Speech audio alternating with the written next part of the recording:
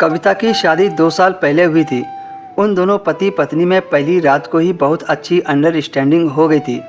कविता का पति राजेश कविता का बहुत ख्याल रखता था। वो कविता की हर ख्वाहिश पूरी करता था। राजेश विदेश में काम करता था। 1 साल पहले ही कंपनी ने राजेश को दुबई भेजा था।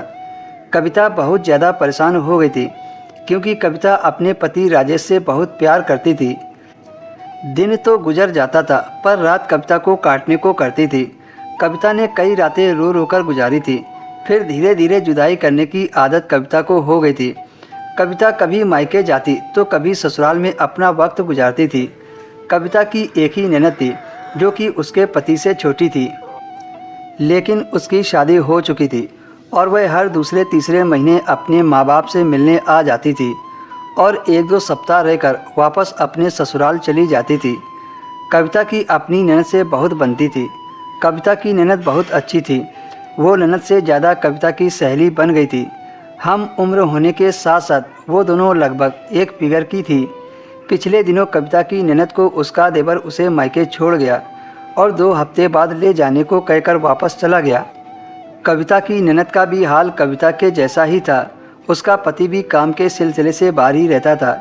1 महीने बाद 1-2 दिन के लिए घर आता था।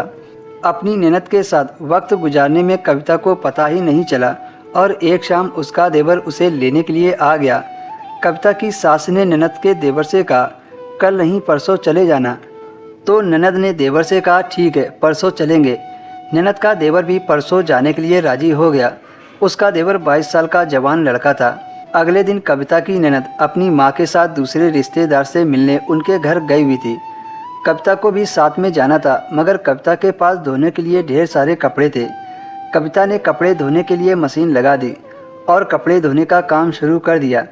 वह जल्द से जल्द कपड़े धोना चाहती थी क्योंकि उसे दोपहर का खाना भी तैयार करना था। कपड़े धोते हुए कविता की सलवार और कमीज गीली हो गई थी। गीले कपड़ों में उसे बहुत उलझन हो रही थी। कविता घर में अकेली थी तो उसने गीले कपड़े उतार दिए और ऊपर के कपड़े पहनकर कविता फिर से कपड़े धोने लगी।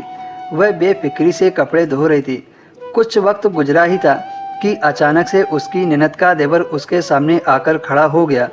कविता अचानक से उसको देखकर परेशान हो गई।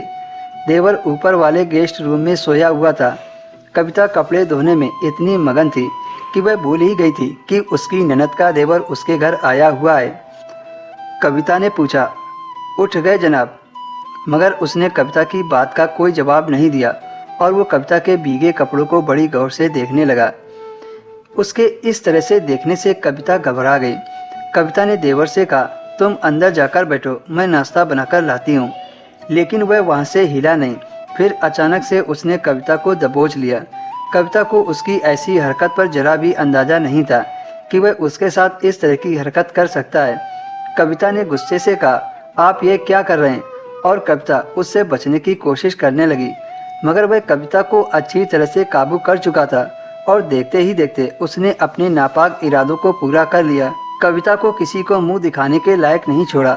दोस्तों, कहानी कैसी लगी कमेंट में ज़रूर बताएं और वीडियो पसंद आई हो तो वीडियो को लाइक कर दें, शेयर कर दें और हमारे चैनल को भी सब्सक्राइब कर लें।